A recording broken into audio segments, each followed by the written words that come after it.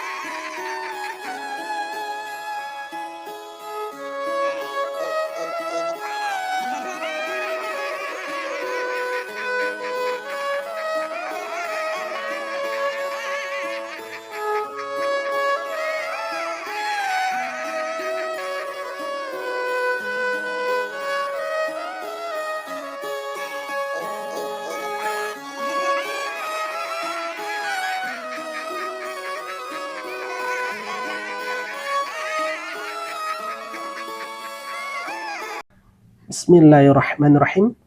Assalamualaikum warahmatullahi wabarakatuh. Alhamdulillahi rabbil alamin, wassalatu wassalamu ala asyrafil hamdil mursalin wa ala alihi wassahbihi ajma'in. Saudaraku yang beriman kepada Allah Subhanahu wa taala, kembali lagi berjumpa dalam channel kita Orang Surau. Pada kesempatan kali ini ada sebuah video yang telah kita tampilkan tadi. Di sana ada seorang bapak-bapak yang mana beliau ini sholat di belakangnya jenazah. Kalau kita lihat kondisinya kayaknya seperti teras rumah ya, bukan berada di teras masjid ataupun teras musola. Karena kalau kita lihat di sana memang kelihatannya seperti rumah. Kemungkinan pertama kenapa bapak ini sholat di belakang jenazah itu, yang pertama adalah berkemungkinan bapak ini selagi sholat ya, sholat sunnah ataupun mungkin sholat wajib ya, karena videonya hanya seperti itu ya, karena tidak ada tempat yang ada tempat yang longgar itu adalah cuma di dekat jenazah ya, sehingga bapak ini menggunakan tempat tersebut sebagai tempat sholat, sehingga orang yang merekamnya seolah-olah melihat bahwa bapak ini sholat jenazah dengan kondisi ada ruku dan sujudnya. Kita bersunazan seperti ini saja ya, yang pertama. Kemudian yang kedua, yang kita ketahui bahwasanya biasanya kan sholat jenazah itu biasanya kan berjamaah ya. Nah, bapak ini sholat sendirian, atau memang mungkin bapak ini beliau ini adalah masbuk karena tidak sempat menyolatkan jenazah ya, akhirnya beliau ini sholat jenazah dengan sendiri ya, sholat jenazah dengan sendiri, dan kemungkinan bapak ini memang tidak mengetahui, tidak memiliki ilmu tentang penyelenggaraan sholat jenazah. Ini kemungkinan yang kedua ya. Barangkali ini yang mungkin bisa kita sampaikan alasan kenapa bapak ini sholat di dekat jenazah. Ini kemungkinan saja ya, sehingga orang melihat ya bapak ini sholat jenazah dengan kondisi ada ruku dan ada sujudnya.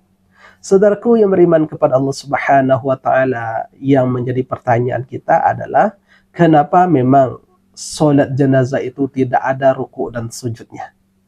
Nah, di sini kita akan mencoba menjawab, karena apa yang menjadi pertanyaan seperti ini sebetulnya para ulama sudah menjelaskan kenapa tidak ada ruku dan sujud di dalam sholat jenazah. Alasan yang pertama adalah ketika dilaksanakan sholat jenazah, maka pada tujuan dan hakikatnya kaum muslimin itu memohon doa dan memohon ampunan untuk si mayit atau si jenazah ya.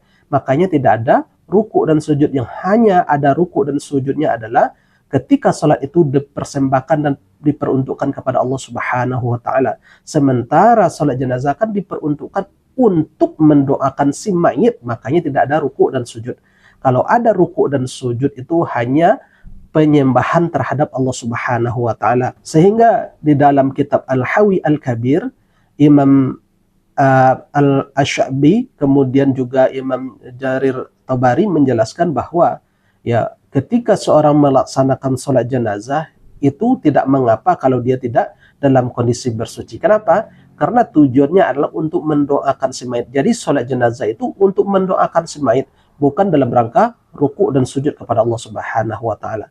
Sementara menurut kebanyakan ulama tetap diwajibkan untuk bersuci sebelum sholat jenazah. Ini alasan yang pertama. Alasan kedua adalah karena kalau dilakukan ruku dan sujud ketika melaksanakan sholat jenazah, akan ada anggapan dari masyarakat yang awam itu adalah bentuk penghambaan, bentuk pujian, bentuk tunduk kepada semait, bentuk peribadatan kepada semait.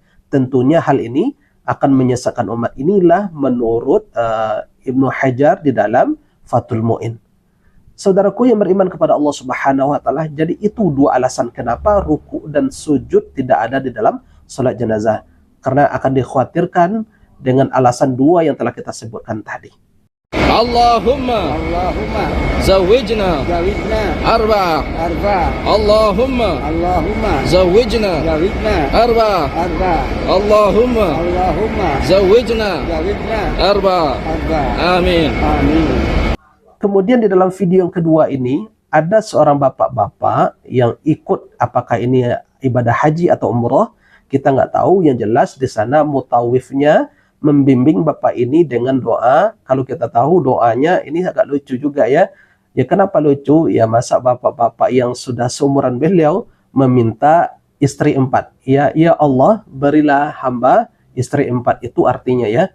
Jadi rasanya apa yang berada dalam video tersebut, kita rasa mutawifnya juga kayaknya kurang asam juga ya, mengerjai jemaahnya dengan doa yang semacam ini. Boleh nggak meminta doa seperti itu? Boleh saja. Siapapun boleh meminta doa sesuai dengan kebutuhan dan hajatnya. Namun kalau kita lihat bapak ini karena orangnya lurus, mungkin karena juga dia nggak ngerti bahasa Arab, hingga akhirnya dikerjai oleh mutawifnya dengan meminta istri sampai 4. Ya kalau memang itu hajat dari si bapak ini, boleh-boleh saja kalau memang itu ada hajatnya. Tetapi kalau kita lihat video yang seperti kita tampilkan tadi, kayaknya beliau ini dikerjai oleh mutawifnya.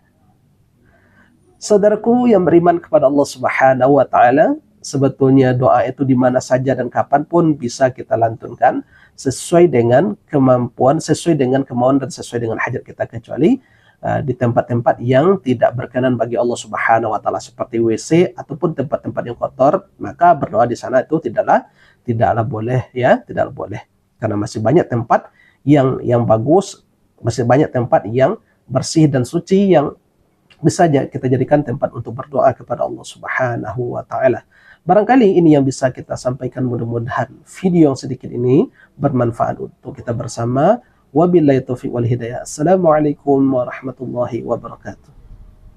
Alhamdulillahi rabbil alamin.